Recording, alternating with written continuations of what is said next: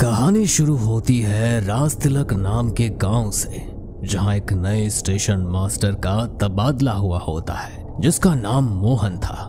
मोहन इस गांव में अपने परिवार के साथ आया था। उसकी नाइट ड्यूटी होने के कारण मोहन दिन भर अपनी नींद पूरी करके रात में स्टेशन पहुंच जाता है।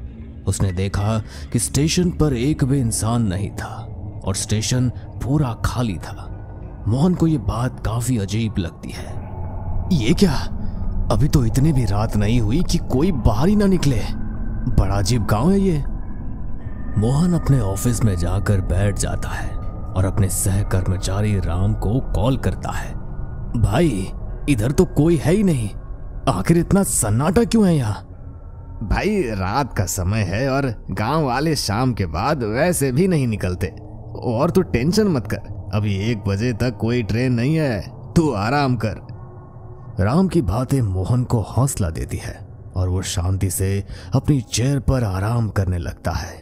देखते ही देखते 12:10 हो जाते हैं और तब तक मोहन की नींद लग चुकी होती है।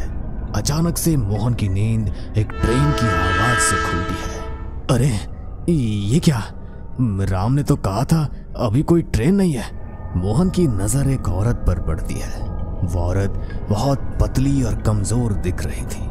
उसने हरे रंग की साड़ी पहन रखी थी और ट्रेन के पीछे भाग रही थी। वो औरत इतनी तेज भाग रही थी जैसे अभी ही ट्रेन को पकड़ लेगी, पर कुछ देर भागने के बाद ट्रेन आगे निकल गई और वो औरत वहीं खड़ी होकर ट्रेन को जाता देख रही थी।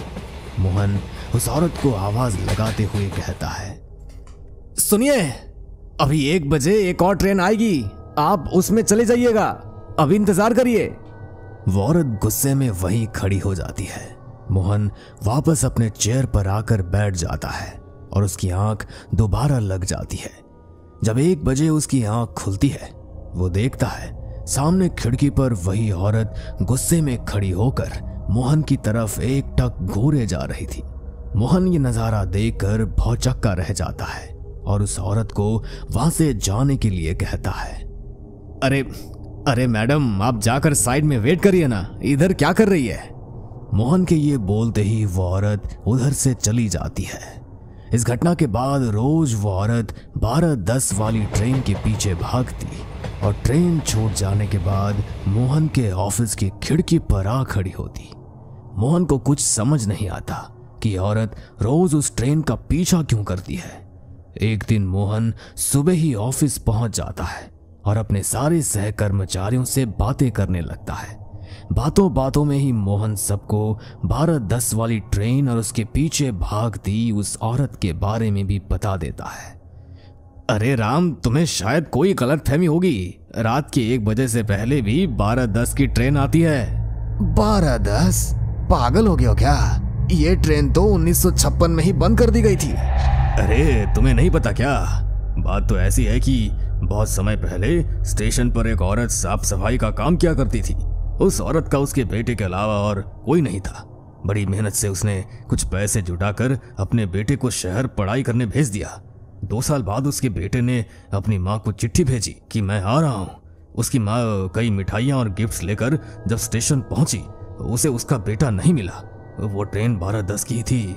वो औरत हर बोगी में जा जाकर अपने बेटे की तलाश करने लगी कि तभी उसी ट्रेन में सफर करते एक यात्री ने बोला, क्या आपके बेटे का नाम रोहित था? जी, पर आपको कैसे पता? वो बताते हुए बड़ा दुख हो रहा है, पर आपके बेटे का पैर 2 गांव पहले ही फिसला और वो नीचे गिर गया।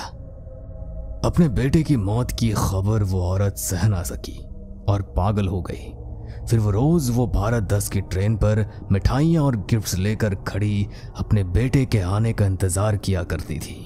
कई दिन महीनों में बदल गए और आखिर में उसे यह एहसास हो गया कि उसका बेटा अब कभी वापस नहीं आएगा। ये सोचकर कि उसका इस दुनिया में अब कोई नहीं बचा, उसने उसी 12:10 वाली ट्रेन के सामने आकर आत्महत्या कर ली। उस दिन के बाद से कई एक्सीडेंट होने लगे उस ट्रेन से, इसलिए उस ट्रेन को भी बंद कर दिया गया।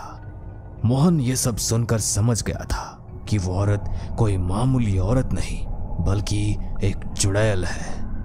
पर वो औरत तो रोज मुझे दिखती है और शायद आज भी वो मुझे दिखे। राम मोहन को दिलासा देते हुए कहता है, भाई तू बस थक गया है और नींद पूरी ना होने के कारण तुझे ऐसा सब दिखाई दे रहा है। तू चिंता मत कर, मैं भी आज तेरे साथ ऑफिस में रुककर उस चुड़ैल का इंतजार करूंगा। रात होती है और राम ऑफिस पहुंच जाता है। राम को इंतजार करते हुए 12 बज चुके थे, पर मोहन आज ऑफिस नहीं आता। आज मोहन ऑफिस नहीं आया, शायद उसकी तबीयत खराब है। सुबह भी थका थका सा लग रहा था। राम स्टेशन पर बैठा बैठा ट्रेन का इंतजार करता रहा। देखते देखते 1 बजे वाली ट्रेन भी आकर चली जाती है, पर राम को कहीं वो चुड़ैल नहीं दिखाई देती। बेकार में इतना डर रहा था, ये सब तो सच में उसके मन का वहम ही था। अभी उसे कॉल करके बताता हूं कि चुड़ैल जैसा कुछ नहीं होता। राम जैसे ही मोहन को कॉल करता है, उसका फोन आउट ऑफ नेटवर्क बताता है। राम मोहन के घर जाने की सोचता है, पर जब राम मोहन के घर पहुंचता है तो उसकी आंखें फटी की फटी रह जाती है। मोहन अपनी पत्नी के साथ घर के दहलीज पर ही मरा पड़ा था।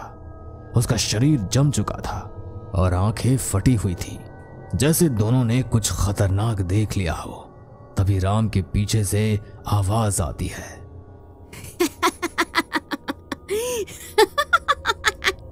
तूने भी देख लिया ना मुझे, अब तो तुझे भी मरना पड़ेगा।